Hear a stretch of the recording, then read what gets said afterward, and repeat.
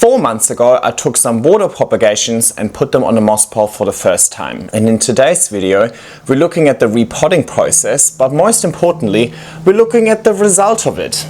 Did it work? 4 months later, is this plant happy?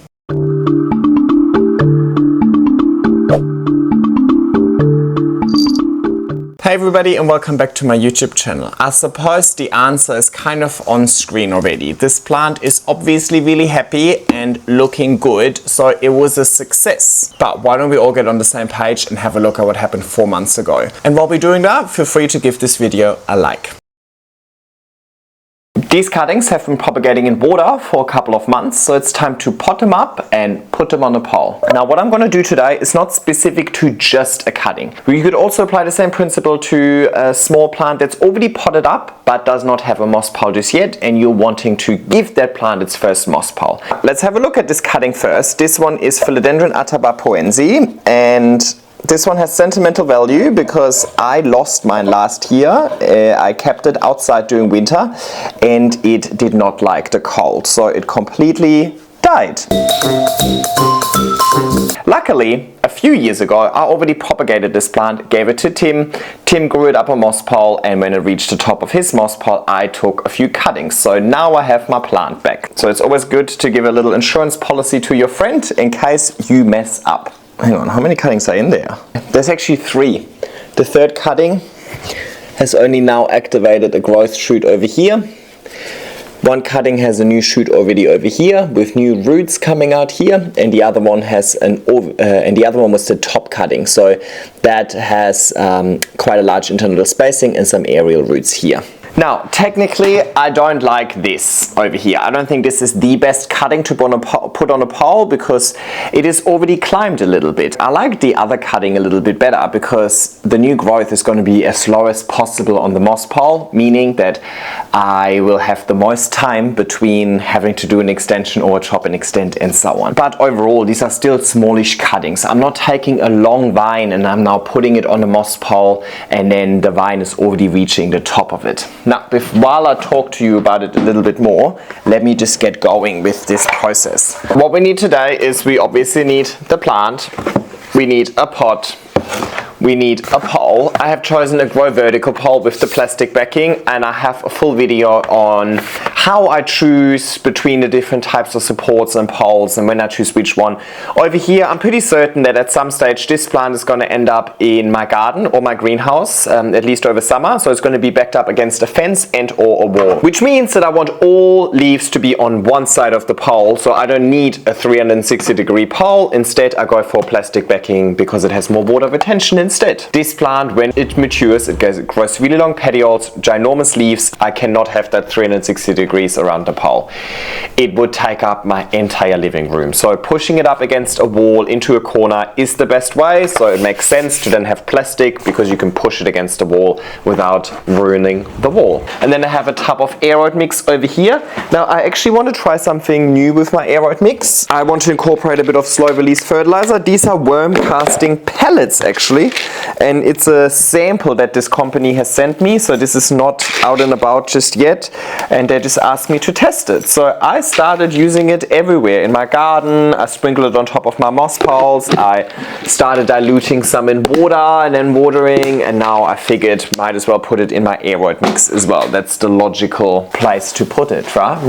I should definitely wear a face mask while using the aeroid mix, but I want to talk to you guys, so YOLO.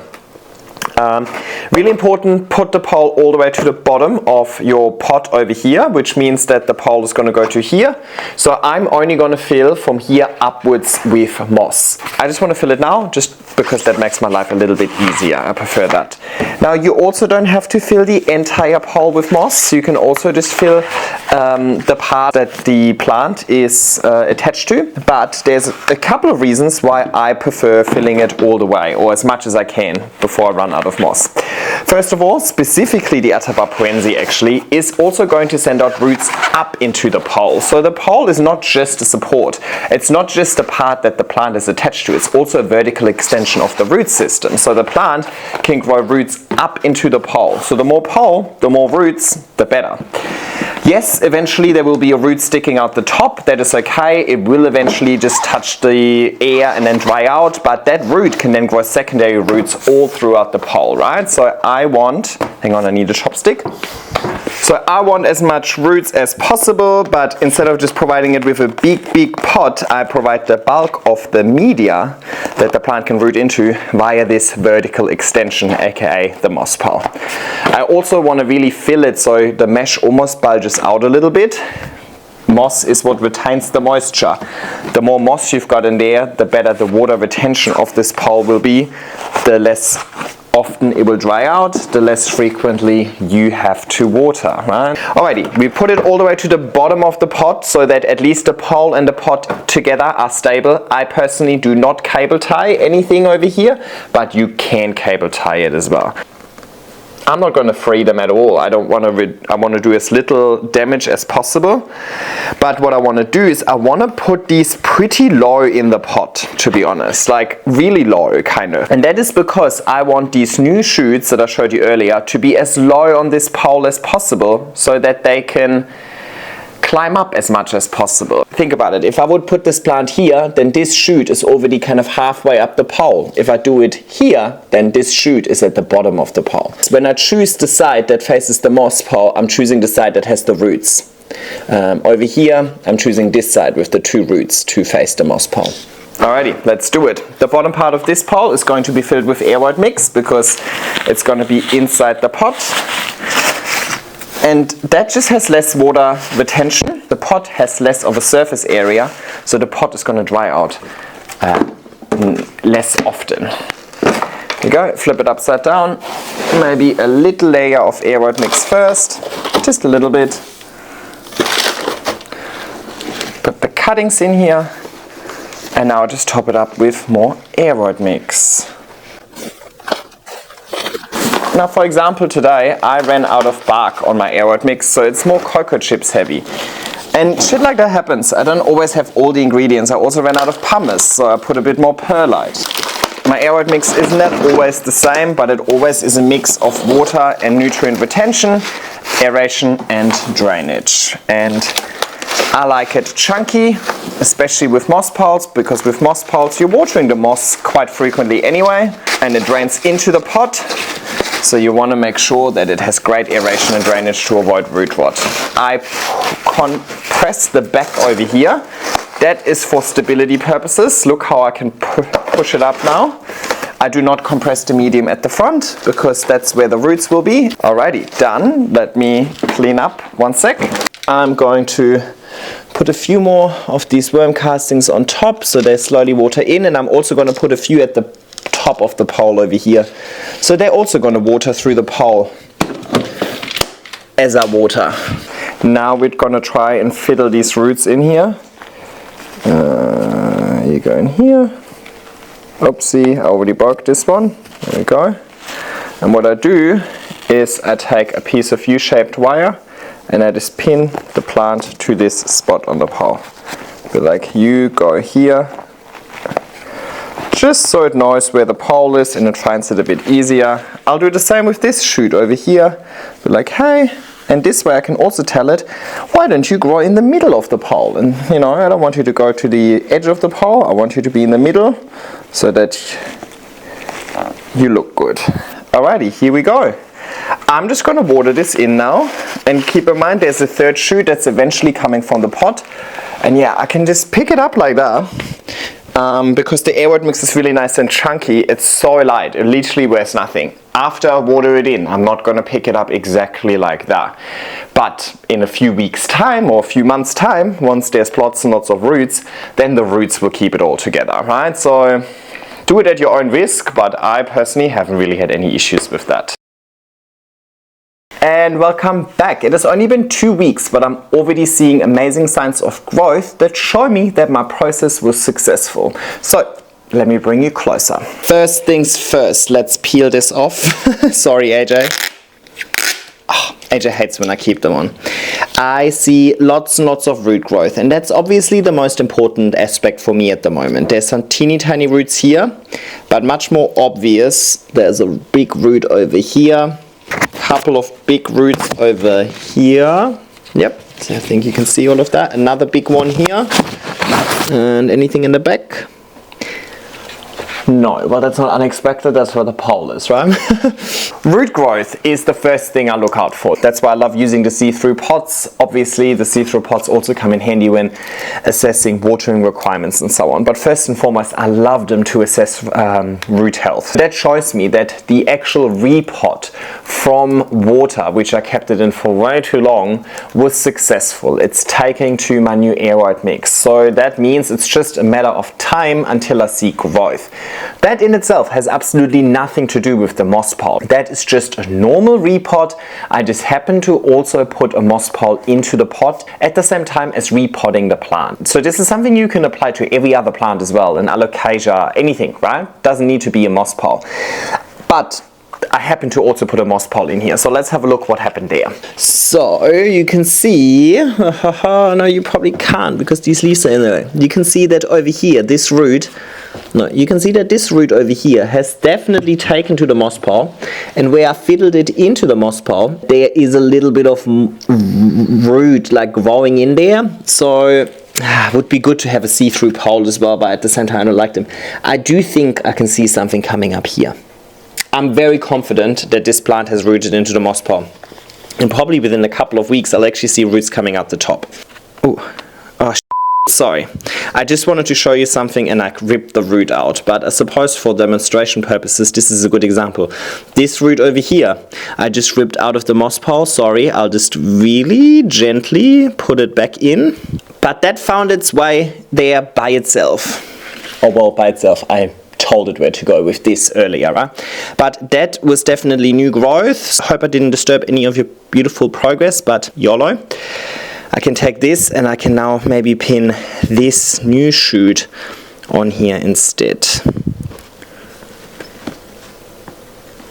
There you go. Get closer there. Yeah. And from here on, it's just staying patient and letting the plant climb up. I can use the U-shaped wires to continuously help the plant stay on the pole. But if you have a consistent light exposure from the front, the plant should technically do all of that by itself. The plant will find its own way because the roots are attracted to moisture. And we are back. Let's have a look. Let's start at the bottom first.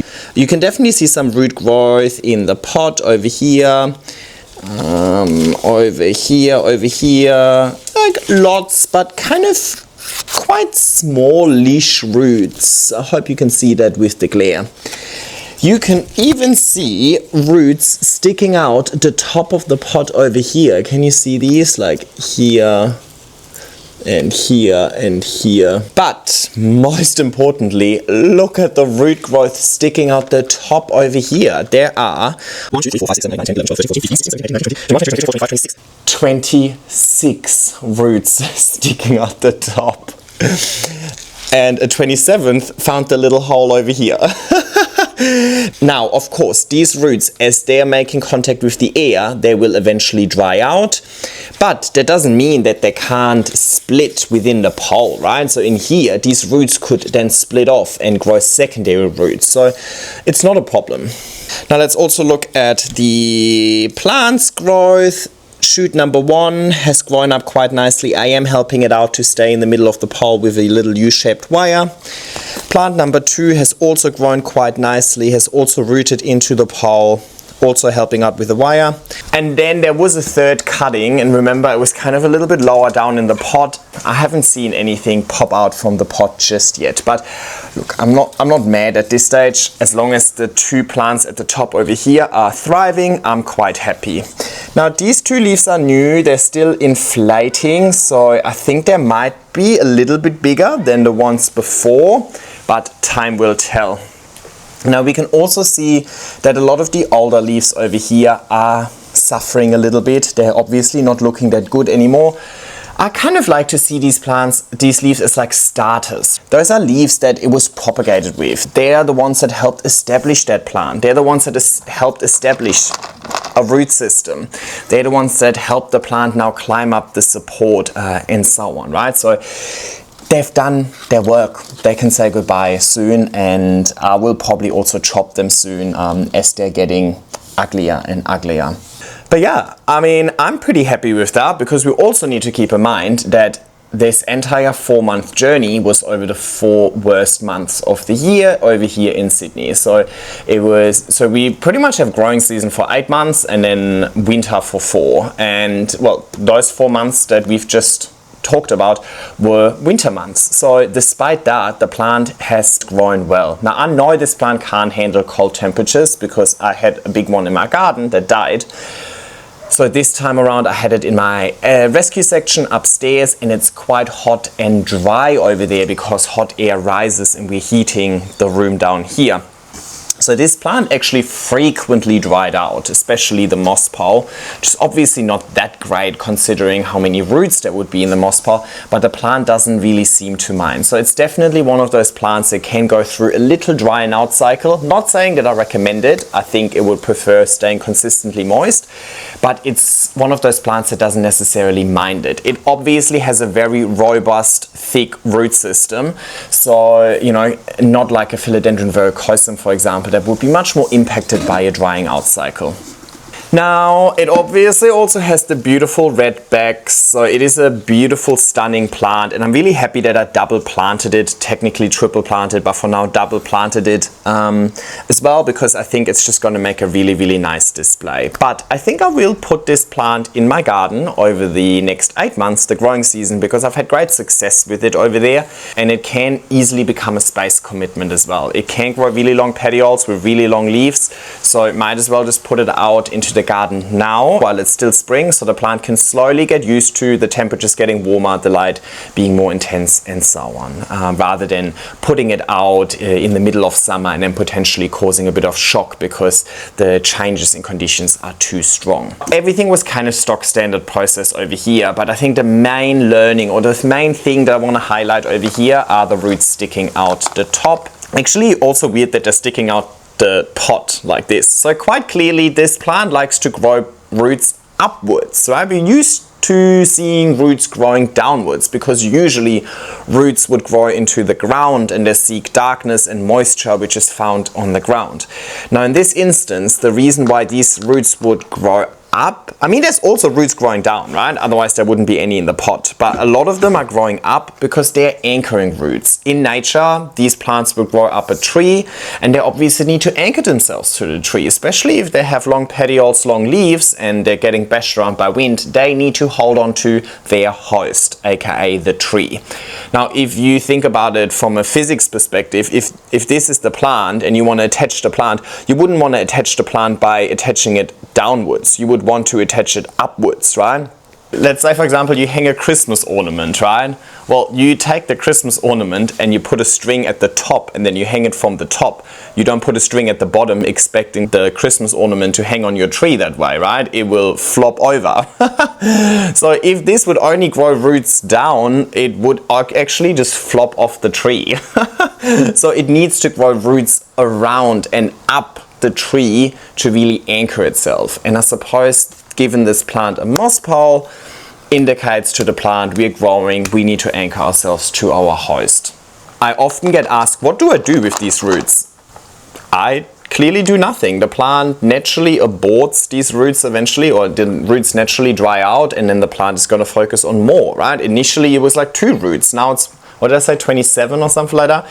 Well, it's because these roots have stopped growing, so the plant is going to start growing new roots. With every node, there's new roots that can make their journey up or down the pole. It doesn't really matter. And yes, of course, we're not optimizing the root health. I could put an extension on here, and then these roots could grow further up and grow into more moss and, you know, build a larger root system. But if I put an extension on here, I reckon these roots would probably reach the top of that extension within about 2 weeks. And then what, you know? So eventually I'll end up with a 4-meter long pole with a 50 centimeter plant on it, just because I'm extending the pole for the root system. don't worry about it. At some stage we don't need to continuously optimize the root system, because I think by now the plant has enough of a root system to support itself and grow more leaves. So right now I'm happy for the plant to focus on leaf growth, so I don't need to give the roots more room. You could also chop them off if they really bother you aesthetically, but I find it kind of funky. I find it funky, so I like to keep it. Now there's a few plants that I've noticed do that. This one in particular, the Billy, the Spiritus Sancti, and I feel like all of them are long strappy Philodendron. I'm not too sure why they love that. Maybe it is because of the shape of the leaf and them needing to kind of counteract that and anchor themselves a little bit harder. I'm not too sure. Actually, I've got the Spiritus Sancti right here, which, by the way, look at these leaves post thrips damage. Hello, finally. Over here as well. Look at these roots. What I've done here, actually, I've taken the top of the root and I've pushed it back in, so it's kind of a little loop here. Look at the Jose Bueno over here as well. It's maybe not so much growing the roots up, but kind of at least sideways and slightly up. Huh? So yeah, I'm not too sure what it is about the strappy Philodendron, but they seem to really enjoy growing roots up the pole. Anyway, that's really it for today. I just wanted to show you how easy it actually can be to put a plant on a moss pole. Doesn't matter if it came from a water propagation or if it's just a small potted plant. The repotting process is basically stock standard. You just add a pole into the pot as well. But my main tip is really start it small on the pole so that the plant can really root into the pole and take full advantage of it, rather than putting an already established plant on a moss pole in hindsight. And of course, keep the moss pole moist. There's no point in putting a plant on a moss pole if you then don't treat the moss pole like a vertical extension of your pot. You wouldn't pot up a plant just to then never water the pot, right? So don't put it on a moss pole to then just forget about watering the moss pole. That doesn't mean that some plants can't tolerate a little drying out, but I think where you can, the preference would be not to do that. It's time for this plant to move outside, and I can't wait to see how this plant reacts to the growing season out in my garden. And if you want to see updates about this plant, make sure to subscribe to my channel and turn on the bell notification. Also give this video a thumbs up and leave a nice comment down below, and hopefully I'll see you in my next video. Bye!